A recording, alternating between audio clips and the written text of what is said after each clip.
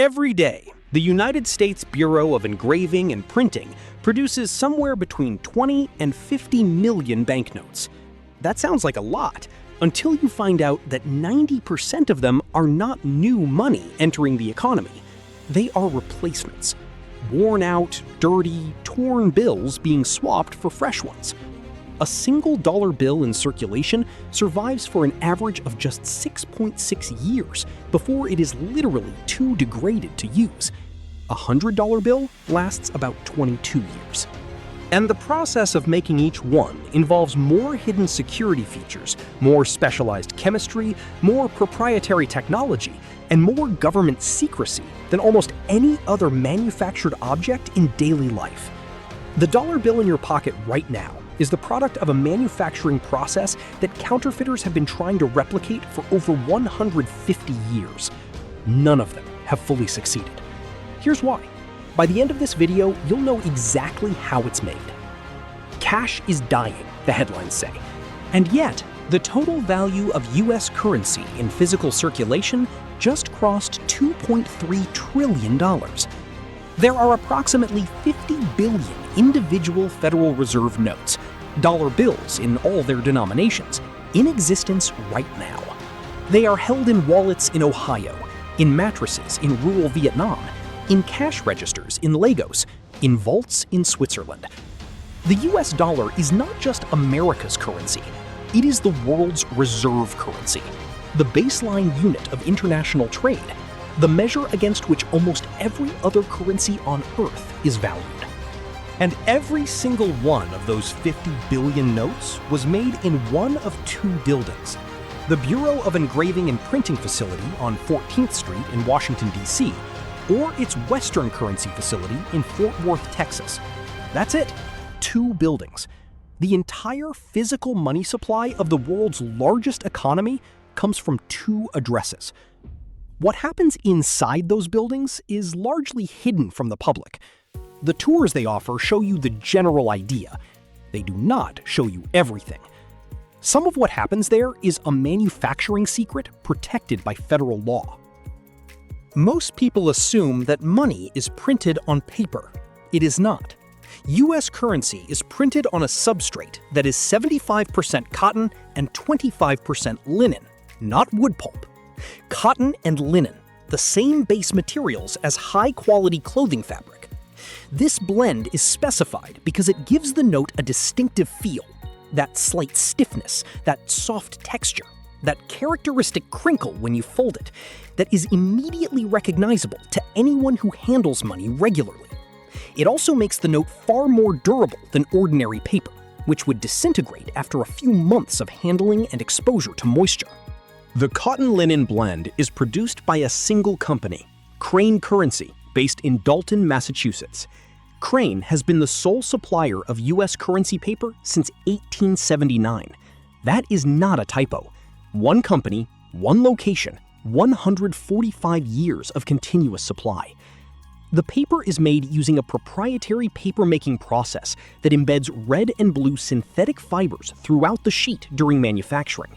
Not printed on, not applied afterward, but physically woven into the paper itself.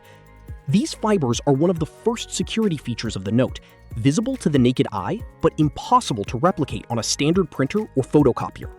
The paper is produced in large rolls and shipped under tight security to the printing facilities. The shipments are tracked, the inventory is audited.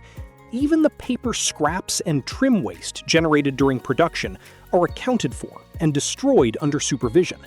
You cannot simply steal a roll of currency paper and start printing. The paper itself is a controlled material. When the paper arrives at the Bureau of Engraving and Printing, the process begins with the oldest and most fundamental printing technique still in use for currency: intaglio printing. Intaglio, from the Italian word for carved in, is a printing method where the image is incised into a metal plate rather than raised above it. A skilled engraver cuts the design, the portrait, the fine lines of the architecture, the intricate scrollwork, directly into a steel plate by hand, using a tool called a burin. This is not a computer-controlled process, at least not entirely. Master engravers at the BEP spend years learning to cut lines of varying depth and width that, when printed, create the tonal gradations and fine detail of a currency note. The portrait of Benjamin Franklin on the $100 bill was engraved by a single craftsperson over the course of months. Here is what makes intaglio special. The ink is forced into the recessed lines of the engraved plate under enormous pressure. When the paper presses against the plate, at pressures exceeding 20 tons per square inch, the ink transfers not flat onto the surface, but in tiny ridges that stand slightly above the paper. Run your fingernail across the face of a dollar bill, and you can feel them. That raised texture is one of the most difficult features for counterfeiters to replicate because it requires both the correct ink formulation and the mechanical process of intaglio printing itself. Inkjet printers and laser printers reduce flat ink. They cannot create raised ridges. The ink used for intaglio printing on US currency is also proprietary. Its exact formulation is classified. What is publicly known is that it contains iron oxide, which gives it magnetic properties, and that it behaves differently from commercial printing ink. It is more viscous. It dries more slowly. It bonds to the cotton linen substrate in a way that commercial inks do not, making it harder to wash off or chemically alter. A sheet of currency paper does not start as a single note. It starts as a large sheet that will eventually be cut into 32 individual notes, each sheet representing 32 bills. This format allows multiple printing operations to be performed simultaneously, increasing efficiency dramatically. But it also means that any defect in a sheet potentially affects 32 notes, and the quality control systems must catch those defects before the sheet is ever cut. The first printing operation applies the background colors and fine line patterns, the pale green tint of a dollar bill, the subtle patterns that fill the note's surface. This is done using offset lithography, a process that uses chemically treated plates and a rubber transfer roller to apply large, relatively flat areas of color. This step happens before the intaglio printing, because the intaglio process, with its extreme pressures, would crush and distort a delicate background color if applied on top. Then the sheets go through the intaglio press. These are not small machines. Intaglio presses for currency printing are massive, multi-story mechanisms that apply extraordinary force to press the paper onto the engraved plates. The plates are curved around a cylinder. As the paper feeds through, the plate cylinder and an impression cylinder squeeze together with a force that leaves a slight indentation on the back of the note. You can see it if you look at the reverse of a bill in raking light. The machine runs continuously, printing sheet after sheet, each pass depositing the complex raised ink image that gives US currency its distinctive look and feel. The green ink on the back of the dollar is applied by intaglio. The black ink on the front, the portrait, the fine ornamental borders, is applied by intaglio. These are separate press passes, and the registration between them, the alignment, must be near perfect. A misalignment of even a fraction of a millimeter is visually detectable and causes the sheet to be flagged and destroyed. But this is where the manufacturing process becomes something you genuinely did not expect. The $100 bill contains a security feature that took the US government years and hundreds of millions of dollars to develop, and that remains among the most sophisticated security printing achievements in the world: the 3D security ribbon. This ribbon, the blue vertical strip you can see woven into the note, is not printed on. It is not a strip of foil glued to the surface. It is actually woven into the paper during the paper-making process at Crane Currency. The ribbon itself is a micro-optic device containing thousands of micro-lenses and micro-printed images of bells and the number 100, so small they are invisible to the naked eye. When you tilt the note, the images shift from bells to the number 100 and appear to move in the opposite direction from your tilt. This is a parallax effect created by the micro-lens array, the same optical principle used in lenticular printing, but at a scale requiring specialized manufacturing equipment that does not exist outside a handful of facilities in the world. Replicating this feature requires not just the right materials, but the right equipment to embed it during papermaking, before the note is even printed. A counterfeiter working from a finished note cannot reverse engineer the process. You cannot see the individual microlenses, you cannot measure them from the outside. The manufacturing process that creates them is proprietary to Crane and the BEP, and the technical specifications are not publicly available. This is the most impressive feat in the entire manufacturing process, not because it is the most physically dramatic, but because it represents a security architecture so deeply embedded in the note's physical structure that defeating it would require replicating the entire manufacturing chain from papermaking forward. No counterfeiter has ever done it successfully. After printing, every single sheet undergoes automated inspection by a system called the Offline Currency Inspection System, or OCIS.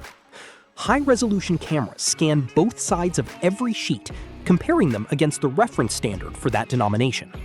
The system checks for printing defects, ink variations, misregistration, and physical damage. It can detect a flaw the size of a pinhead. Sheets that pass inspection move forward. Sheets that fail are marked, pulled from the production stream, and destroyed. The destruction of defective currency is not casual. Misprinted notes are shredded on-site using industrial shredders, and the resulting confetti is either landfilled under supervision or, in a nice piece of recycling irony, sold as novelty bags of shredded money at the BEP's visitor centers. The paper confetti is genuine retired currency material, just in a form that cannot be reassembled. After OCIS inspection, the serial numbers are printed, one of the last steps in the process. Serial numbers are applied using a technique called letterpress printing, and each note in a print run gets a unique serial number. The BEP tracks these numbers meticulously. If a note with a specific serial number turns up in a counterfeiting investigation, they can trace exactly which print run it came from, which facility produced it, and when. Then the sheets are cut, first into columns, then into individual notes. The cutting machines operate at high speed, with blade tolerances that keep the note dimensions within tight specifications. An undersized or oversized note would jam ATMs and vending machines that use optical sensors to verify note dimensions. Here are the numbers that reframe everything. The BEP employs approximately 2,600 people between its two facilities. The Fort Worth facility alone covers 210,000 square feet of production space. Together, the two facilities can produce up to 38 million notes per day, about 9.7 billion notes per year when running at capacity. A single intaglio printing plate costs over $100,000 to produce and can print approximately 10,000 sheets before it wears enough to require replacement. The BEP maintains a team of master engravers, fewer than a dozen people, who are among the most specialized artisans in the United States government. The magnetic ink used in currency printing allows ATMs and currency counting machines worldwide to detect the note's authenticity by measuring its magnetic signature, a feature that has been in US currency since the 1960s and that most people have never heard of. A dollar bill weighs exactly 1 gram. $1 million in $1 bills weighs 1 metric ton. The BEP destroys approximately 6 billion notes per year, bills returned from Federal Reserve banks that are too worn to recirculate. Destruction is done on-site using industrial shredders, and the process is audited to ensure that no note is destroyed fraudulently or disappears before shredding. The total cost of producing a $1 bill is approximately 7.7 cents. A $100 bill costs about 22.9 cents to produce. The profit the government makes on currency production, the difference between the face value and the production cost, is called seigniorage, and it contributes billions of dollars annually to federal revenue.